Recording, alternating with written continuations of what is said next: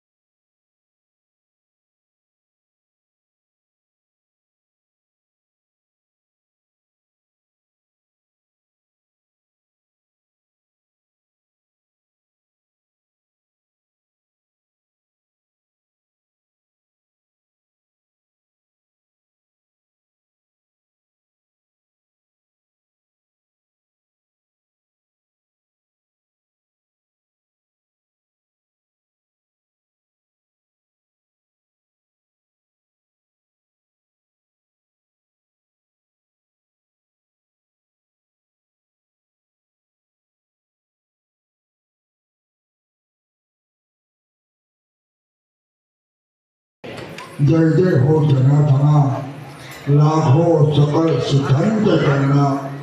या कथेचे बहुप्रसंग झाला करी कृपा मावळे. आता नमो मौनगिरी कथा सवे सविगिरी करी कृपा मावळे. नमो नमो जनार्दना. पातळी तो कथेशी धाव घाला सवेची कथा रंग रंग देशी तुम्हा देण्यात येतो. जय जय हो जनार्दना. तुमचा अनुग्रह लाभने पावन केले चराचरे. गुरुर् ब्रह्मा गुरुर्विष्णू गुरुर्देव महेश्वरा. गुरु साक्षात परब्रह्म तस्मै श्री गुरुवे नमः. गुरुर् ब्रह्मा गुरुर्विष्णू गुरुर्देव जनेश्वरा. गुरु साक्षात नाथ स्वामी तस्मै श्री जनार्दनाय नमः. मी काही बोलणार नाही. बाबांनी एक आठवण करून दिली अण्णांची आणि माझ्या जोडीची. कळलं का? हां, आमच्या काही तिकट गडी काय आहे. हो, बेलावाला पोचवता मिळायला माझा नंबर तिथं होता. बघा, हे बाबाजींचं कार्य आहे. माझा वाढदिवस नाही. 13/9/69 सांगून जातो. मी नालायक होतो. मी आईला बापाला करोना गोष्टीला तुम्हाला ओळखीत नव्हतो. माझ्या कपाला वाईट पट्टा होता. काय कशाचा साधून कशाचा काय मला इच्छा केली. बाबाचा देव असतील तर मला रूप दाखवली. मी राजकारणामध्ये 13/9/69 पौर्णिमेच्या दिवशी बाबाजीने प्रत्यक्ष पांडुरंग परमात्म्याचं रूप दाखवलं. ते बाबा साक्षात्कार सांगू नये कुणाला. बाबा कोणता साक्षात्कार सांगू नये बाबाने. आणि मग सांगितलं त्र्यंबक यात्रा आल्यावर बहुरुजी बाबा ते आवडीनं म्हणायचे. हां, यांच्या वडिलांना म्हणजे शरीर पितांना आमचे पिता बाबा जनार्दन आहे, आई आमची जनार्दन आहे. पण त्यांनी शरीराची योग्यता करून तुमच्या दर्शनाला पाठवलं. त्यांचे काही सामान्य उपकार नाही.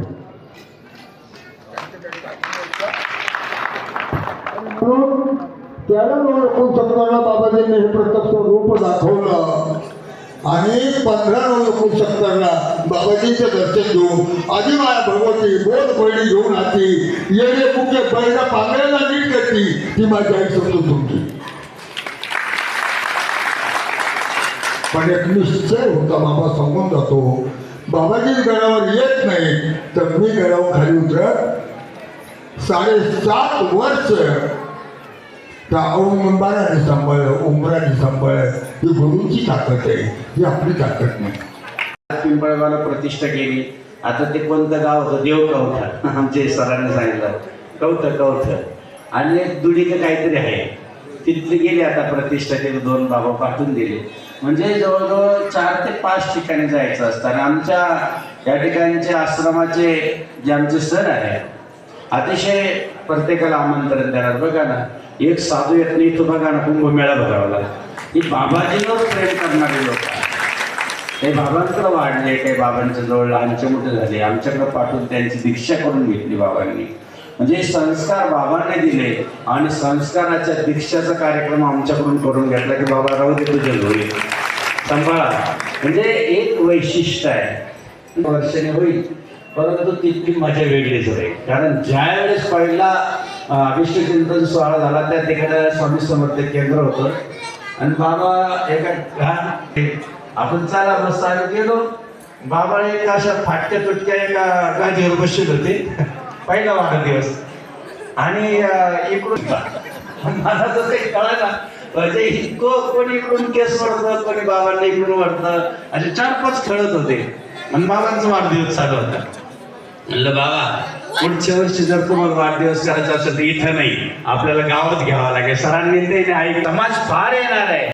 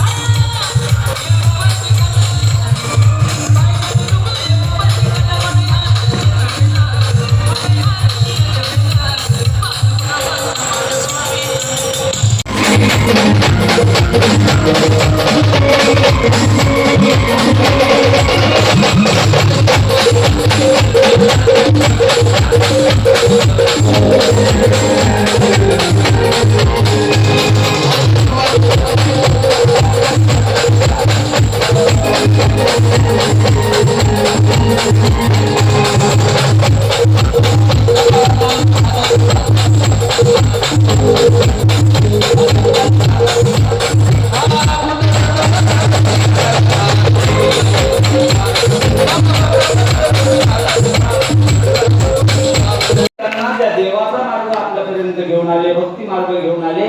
देवानं जे सांगितलंय आलो याच्यासाठी, बस कशासाठी? बोलिले ऋषी साच भावे वर्तया. तर कोर्ट सगळ्यांना पाहिजे, डायरेक्ट कोर्टात आपलं पत्र घेत नाही, त्याला मध्ये वकील लावावा लागतो. हे म्हणजे आपले वकील आहे, देवापर्यंत घेऊन पोहोचवतील. आम्ही अनुभव घेतले, तुम्ही सगळ्यांना जे घेतले, प्रत्येक जण बोलणारच आहे. पण माझा एकच अनुभव सांगून जाईल नाही. कशावरून सांगतो? तर यांनी स्वतःची ना त्यांना प्रपंच थाटायचा, ना आता त्यांना पिशव्या भरायच्या. मग तुम्ही आणि येणार आपल्या डोक्यावर जास्त ठेवलं एकदा प्रपाळ कटाक्षाने आलेली दृष्टीने मिळणार आणि त्यांची दृष्टी आपल्यावर पडावी. याकरता संतांची आपल्याला गरज आहे, याकरता संतांची दिव्यता आपल्याला पाहिजे. म्हणून करता संत असणं गरजेचं आहे. कलियुगामध्ये संतांना जपणं गरजेचं आहे. म्हणून सगळ्यांनी एकच देवाकडे मागणं मागूया. पांडुरंगा अखिल कोट गुणनिधान